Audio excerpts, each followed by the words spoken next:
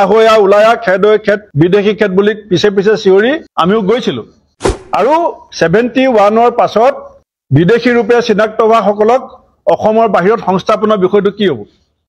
এটা জাতিৰ যদি দুটা সংজ্ঞা হয় পৃথিৱীত এনেকুৱা কতো এনেকুৱা জাতি নাই য'ত এটা জাতিৰ দুটা সংজ্ঞা আছে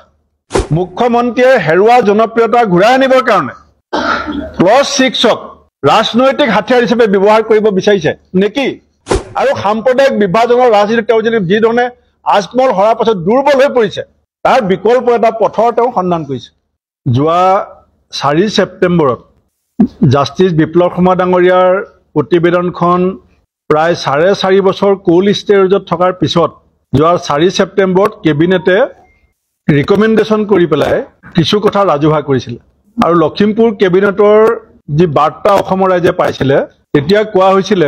যে বিপ্লৱ শৰ্মা ডাঙৰীয়াৰ প্ৰতিবেদনৰ 57টা দফা অসম চৰকাৰৰ আওতাত পৰে সেইকেইটা তেওঁলোকে ইমপ্লিমেণ্ট কৰিব আৰু 10টা কেন্দ্ৰীয় চৰকাৰে ইমপ্লিমেণ্ট কৰিব আমি লগে লগে 18 ছেপ্টেম্বৰত গুৱাহাটীত সংবাদমেল পাতি কৈছিলোঁ যে স্মাৰ্ট মিটাৰৰ ইছ্যু মুখ্যমন্ত্ৰীৰ পৰিয়ালৰ ব্যাপক দুৰ্নীতি আৰু আজমলবিহীন মুখ্যমন্ত্ৰীৰ সাম্প্ৰদায়িক ৰাজনীতিৰ প্ৰাসংগিকতা হেৰুৱাৰ অৱস্থাত তেখেতে ইছ্যু ডাইভাৰ্ট কৰিবৰ কাৰণে অসমৰ গোটেই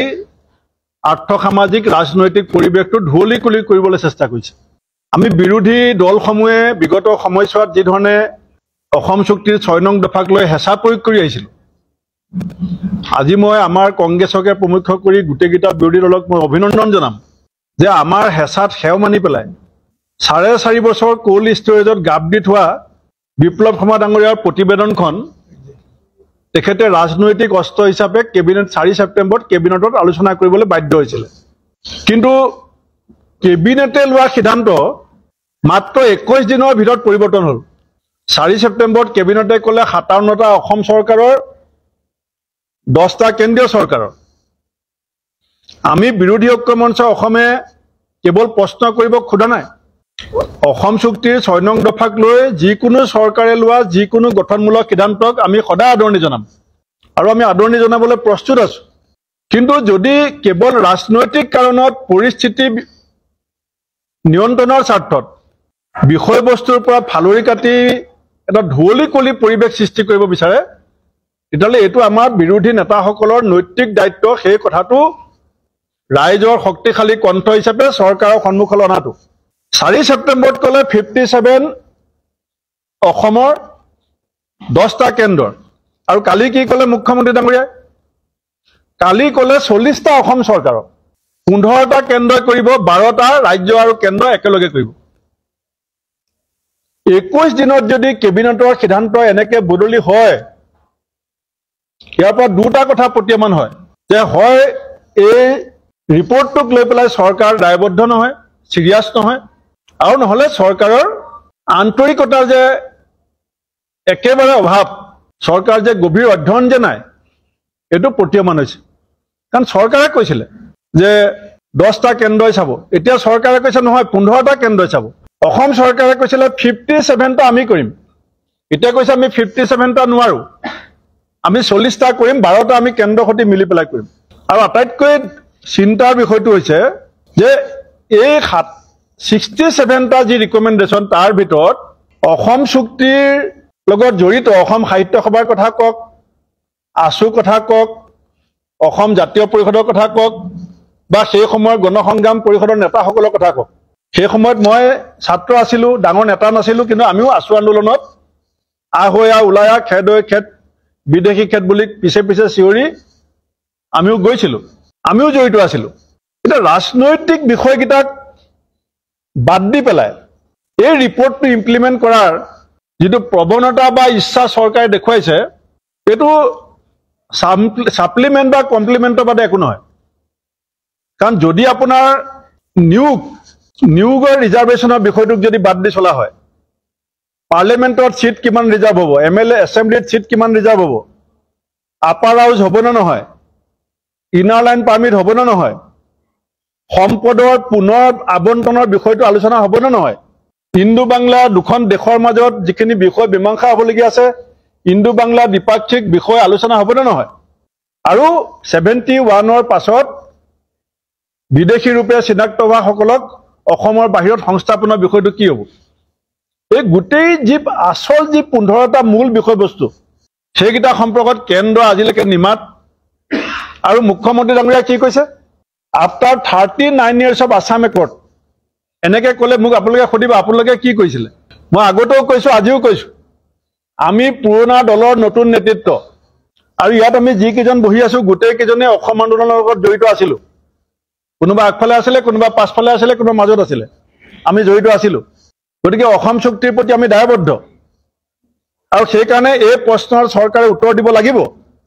যে ৰাজনৈতিক বিষয়গিটাৰ ক্ষেত্ৰত এতিয়ালৈকে কেন্দ্ৰই এটা টু শব্দ মাত পতা নাই আৰু কেন্দ্ৰক অনুৰোধ কৰিম বুলি কৈছে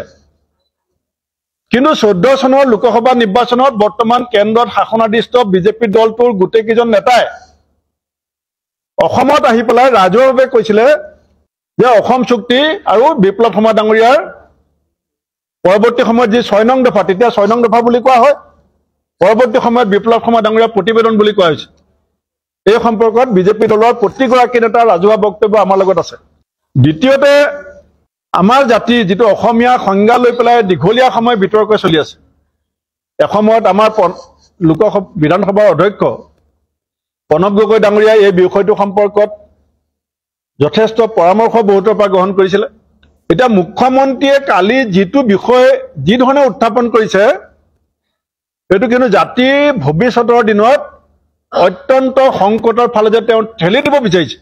যদি হিমন্ত বিশ্ব শৰ্মা ডাঙৰীয়াৰ মতে যদি জাতিৰ সংজ্ঞা নিৰূপণ হ'বলৈ যায় এটা জাতিৰ যদি দুটা সংজ্ঞা হয় এটা জাতিৰ যদি দুটা সংজ্ঞা হয় পৃথিৱীত এনেকুৱা কতো এনেকুৱা জাতি নাই য'ত এটা জাতিৰ দুটা সংজ্ঞা আছে কিন্তু মুখ্যমন্ত্ৰী ডাঙৰীয়াই দুটা সংজ্ঞা নিৰূপণ কৰা যিটো লক্ষ্য লৈছে এইটোৱে কিন্তু জাতিৰ কাৰণে অত্যন্ত বিপদজনক হ'ব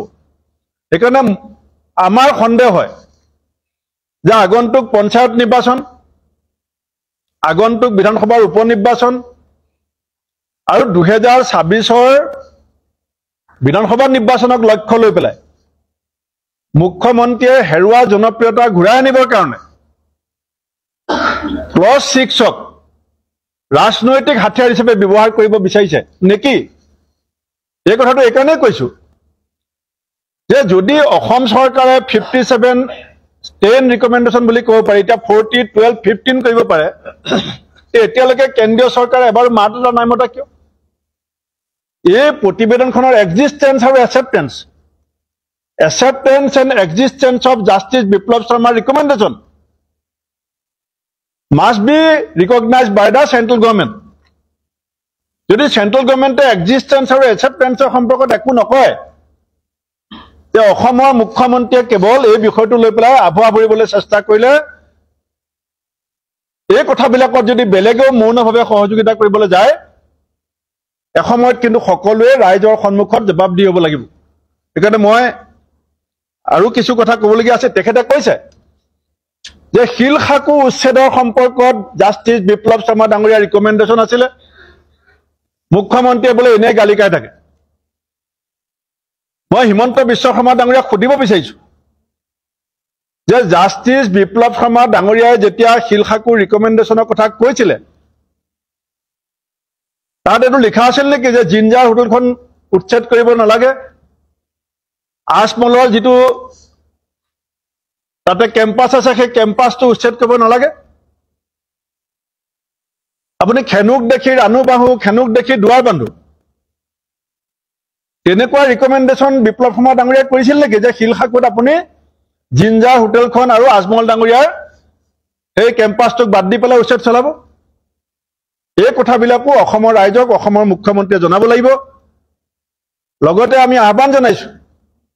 যে কোল্ড ষ্টোৰেজৰ পৰা 4.5 বছৰৰ মূৰত আপুনি যেনেকে বিপ্লৱ শৰ্মা ডাঙৰীয়াৰ প্ৰতিবেদনখন উলিয়াই আনিছে এনআৰচিও 19 চনৰ পৰা এতিয়া প্ৰায় 4.5 বছৰ হ'ল আৰু 6 জনগোষ্ঠী জনজাতিকৰণ বিষয়টো আপোনালোকে কথা দিয়া এতিয়া 8 বছৰ পাৰ হ'ল এই দুটা বিষয়ও আপুনি কোল্ড ষ্টোৰেজৰ পৰা আনি অসমৰ ৰাইজৰ সন্মুখত ইয়াৰ সম্পৰ্কত আপোনাৰ দলৰ আৰু চৰকাৰৰ স্থিতি আপুনি স্পষ্ট কৰক এই গোটেই ৰিপৰ্টটোক আপুনি দুভাগত ভগাই ল'ব পাৰে এডমিনিষ্ট্ৰেটিভ আৰু পলিটিক্যাল এটা এডমিনিষ্ট্ৰেটিভ বিষয়বিলাক যিকোনো এখন যেতিয়া ৰিকমেণ্ডেশ্যন আহে কিবা এখন অসম চুক্তি হৈছিলে অসম চুক্তিখনতো সত্ৰ উন্নয়নৰ কথা আছে কিন্তু অসম চুক্তিখনৰ মূল লক্ষ্যটো সত্ৰ উন্নয়ন নহয় অসম চুক্তিৰ আত্মাটোৰ নামেই হৈছে 6 নং দফা সংবিধানিক সুৰক্ষা চুক্তি এখনত বহুত এতিয়া ৰিকমেণ্ডেশ্যনত বহুত আছে এতিয়া মুখ্যমন্ত্ৰীয়ে কালি যিকেইটা কথা কৈছে এইটো যে ভূমি ভাষিক আৰু সাংস্কৃতিক এতিয়া অজিত ভূঞা ডাঙৰীয়া যিটো ক'লে যে 3 পুৰুষ থাকিলে 3 পুৰুষৰ কথাটো মুখ্যমন্ত্ৰীয়ে ক'ব নালাগে এইটো ইণ্ডিয়ান লেণ্ড পলিচি ফৰেষ্ট লেণ্ডৰ ক্ষেত্ৰতেই হওক ট্ৰাইবেল বেল্টৰ ক্ষেত্ৰতেই হওক ইণ্ডিয়ান লেণ্ড পলিচিত লিখা আছে লেণ্ড লত লিখা আছে যে যদি চৰকাৰীভাৱে চৰকাৰৰ দ্বাৰা সুৰক্ষিত কৰি ৰখা কোনোবা ভূমিত কোনোবা এটা পৰিয়াল যদি 3 পুৰুষ থাকে তেতিয়াহ'লে তেওঁলোকে মাটিৰ পটা পাব পাৰে সেইটোতো লতে আছে সেইটো কাৰণে বিপ্লৱ শৰ্মা ডাঙৰীয়া ৰাজনৈতিক বিষয় কিমান চিট ৰিজাৰ্ভ কৰিব আপাৰ হাউচ হ'ব না নহয় আপুনি এই ইণ্ডো বাংলা যে লাটিটোলা ডুমাবাৰীত যে এতিয়াও যে উন্মুক্ত হৈ আছে 4.5 কিলোমিটাৰ সেইটো হিমন্ত বিশ্ব শৰ্মা ডাঙৰীয়া আক্তিয়াৰত আছে নেকি আইবি বুলি কয় ইণ্টাৰনেশ্যনেল বাউণ্ডেৰী চিল কৰা অধিকাৰ তেওঁৰ পকেটত পইচা থাকিব পাৰে অসম চৰকাৰ কিন্তু তাত গৈ ফেন্সিং মাৰিব পাৰিব নেকি মাৰিবলৈ হ'লে ইণ্ডো বাংলাৰ মাজত দ্বিপাক্ষিক চুক্তি স্বাক্ষৰিত হ'ব লাগিব আৰু প্ৰত্যাৱৰ্তন চুক্তি 71 চনৰ পাছত যিখিনি বিদেশী চিনাক্ত হৈছে বা হ'ব তেওঁলোকক বাংলাদেশে ঘূৰাই ল'ব না নলয় নে অসমৰ বাহিৰত সংস্থাপিত হ'ব না নহয় এই কথাবিলাকৰ মীমাংসা নিদি কেৱল যি 40টা বিষয়ৰ কথা তেওঁ কৈছে ডেট ইজ এডমিনিষ্ট্ৰেটিভ আৰু সেইটো কেতিয়া কৈছে ইতিমধ্যে এই ৰিপৰ্টটো লুইন গগৈ ডাঙৰীয়া দেখুৱাই দিছে যে না চেণ্ট্ৰেল গভৰ্ণমেণ্টে ৰিচিভ কৰিছে না গ্ৰহণ কৰিছে না এইখনৰ সম্পৰ্কত কিবা এটা ষ্টেটমেণ্ট দিছে যে আমি মানি লৈছো কোনো অফিচিয়েল ষ্টেটমেণ্ট নাই he is not authorized representative of the central government Assam chief minister is the chief minister of Assam there lots of chief minister in India দুজন মুখ্যমন্ত্ৰী জেলতো আছিলে এতিয়া আমি মানি ল'ম নেকি যে অসমৰ মুখ্যমন্ত্ৰীজনে কেন্দ্ৰীয় গৃহমন্ত্ৰী অসমৰ মুখ্যমন্ত্ৰীজনে কেন্দ্ৰীয় প্ৰধানমন্ত্ৰী চেণ্ট্ৰেল গভৰ্ণমেণ্টে এই সম্পৰ্কত যেতিয়ালৈকে হস্তক্ষেপ নকৰে যেতিয়ালৈকে গ্ৰহণ নকৰে তেতিয়ালৈকে এইটো যে এটা ৰাজনৈতিক ভেকু ভাওনা কৰি পৰিৱেশ আৰু পৰিস্থিতি ধুৱলি কুঁৱলি কৰি মুখ্যমন্ত্ৰীৰ পৰিয়ালৰ লুণ্ঠন স্মাৰ্ট মিটাৰৰ ওপৰত থকা মানুহৰ ক্ষোভ আৰু সাম্প্ৰদায়িক বিভাজনৰ ৰাজনীতি তেওঁ যদি যিধৰণে আজমল হৰাৰ পাছত দুৰ্বল হৈ পৰিছে